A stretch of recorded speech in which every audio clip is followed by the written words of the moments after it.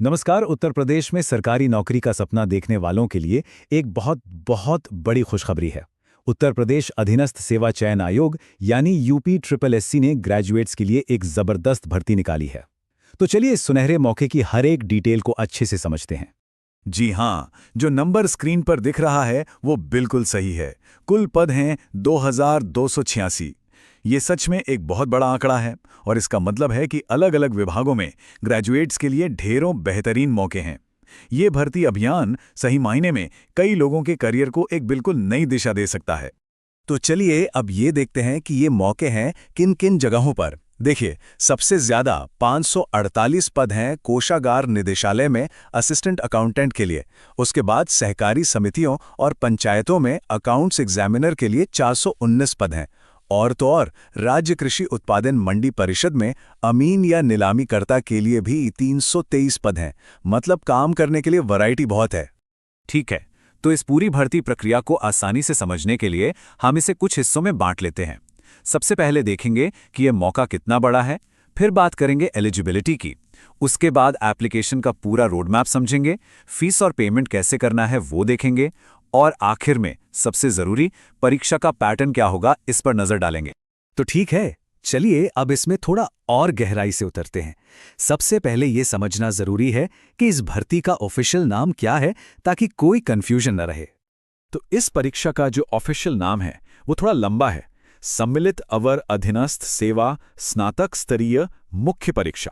आसान शब्दों में कहें तो ये उन कैंडिडेट्स के लिए मेंस एग्जाम है जो पीईटी 2025 क्वालिफाई करेंगे, और इसका ऑफिशियल रेफरेंस नंबर है 08-परीक्षा-2026।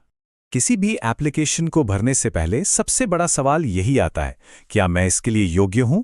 तो चलिए अब इसी सवाल का जवाब ढूंढते हैं और देखते हैं कि आयोग ने क्या क्राइटेरिया सेट किया है। तो यहां पर दो सबसे बेसिक शर्तें हैं। पहली, किसी भी मान्यता प्राप्त यूनिवर्सिटी से ग्रेजुएशन की डिग्री मतलब बैचलर डिग्री होनी चाहिए, और दूसरी जो कि बहुत ज़्यादा ज़रूरी है वो है यूपीएसएससी पेट 2025 का एक वैलिड स्कोर कार्ड। इन दोनों के बिना एप्लीकेशन आगे नहीं बढ़ सकती। अब अगर उम्र की बात करें तो 1 जुलाई 2026 को कम से कम उम्र 21 साल और ज़्यादा से ज़्यादा 40 साल होनी चाहिए। और अच्छी बात यह है कि जो रिजर्व्ड कैटेगरीज हैं उनके लिए सरकारी नियमों के हिसाब से ऊपरी आयु सीमा में छूट भी दी जाएगी। एलिजिबिलिटी चेक करने के बाद अब आते हैं सबसे प्रैक्टिकल काम पर, एप्लीकेशन कैसे भरनी है। ये प्रोसेस समझना बहुत जरूरी है ताकि कोई भी गलती ना हो। चलिए इसे एक एक करके स्टेप बाय स्टेप समझते हैं। अच्छा, अब ये तारीख है, इन्हें कहीं नोट कर लीजिए, बहुत जरूरी है। देखिए, ऑनलाइन एप्लीकेशन और फीस पेमेंट शुरू हो रहा है 29 मई 2026 से। एप्लीकेशन और फीस जमा करने की आखिरी तारीख, लास्ट डेट, है 18 जून 2026। और हाँ, अगर फॉर्म में कोई गलती हो जाए तो घबराने की बात नहीं, उसे ठीक करने का मौका मिलेगा 25 जून 2026 तक।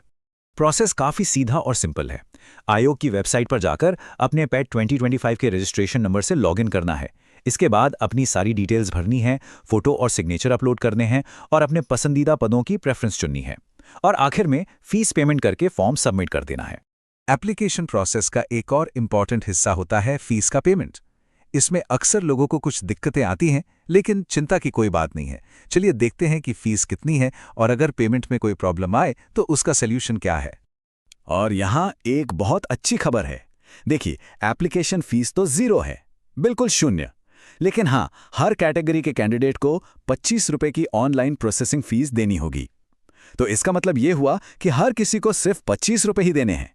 हाँ, ये ध्यान रहे कि जो लोग मेंस एग्जाम के लिए शॉर्टलिस्ट होंगे उन्हें बाद में अलग से एग्जामिनेशन फीस देनी होगी। ये एक बहुत कॉमन प्रॉब्लम है कि बैंक अकाउंट से पैसे तो कट गए लेकिन वेबसाइट पर फीस अपडेट नहीं हुई। अगर ऐसा होता है तो बिल्कुल घबराने की जरूरत नहीं है। आयोग ने इसका एक सोल्यूशन भी दिया है। इसका सोल्यूशन बहुत सिंपल है। बस आयोग की वेबसाइट के होम पेज पर एप्लीकेंट सेगमेंट में जाना है और वहां update your transaction ID bye double verification वाले ऑप्शन पर क्लिक करना है। यहां अपनी डिटेल्स डालकर ट्रांजैक्शन को वेरीफाई किया जा सकता है और फीस का स्टेटस तुरंत अपडेट हो जाएगा। तो मतलब सोल्यूशन मौजूद है, बस पता होना चाहिए। तो चलिए, फॉर्म भर दिया, फीस जमा हो गई। अब आता है सबसे अहम पड़ाव, एग्जाम की तैयारी। तो अब मुख्य लिखित परीक्षा का पैटर्न और सिलेबस क्या है इसे समझते हैं, ताकि तैयारी एकदम सही दिशा में हो। तो जो मेंस एग्जाम होगा उसमें 100 नंबरों के लिए टोटल 100 सवाल होंगे। इस पेपर को 3 हिस्सों में बांटा गया है। सबसे बड़ा हिस्सा यानी 65 सवाल सब्जेक्ट से जुड़े जनरल नॉलेज पर होंगे। इसके अलावा 15 सवाल कंप्यूटर और आईटी से और 20 सवाल उत्तर प्रदेश की जनरल नॉलेज से पूछे जाएंगे। ये चार्ट बिल्कुल साफ साफ दिखा रहा है कि तैयारी करते वक्त किस हिस्से पर ज्यादा फोकस करना है। 65% वेटेज सब्जेक्ट नॉलेज का है, जो कि डिसाइडिंग फैक्टर साबित होगा। उसके बाद 20% के साथ उत्तर प्रदेश का जनरल नॉलेज भी बहुत इंपॉर्टेंट है और कंप्यूटर नॉलेज का हिस्सा 15% है। और आखिर में एक सबसे जरूरी बात, जिसे कोई भी कैंडिडेट नजरअंदाज नहीं कर सकता, वो है नेगेटिव मार्किंग। जी हां, इस परीक्षा में नेगेटिव मार्किंग है। हर गलत जवाब पर उस सवाल के लिए जितने नंबर मिलने थे उसका 1/4 यानी 25% काट लिया जाएगा। तो सीधी सी बात है, उन्हीं सवालों का जवाब देना है जिन पर पूरा भरोसा हो। तो क्या सब इस बड़े अवसर के लिए तैयार हैं?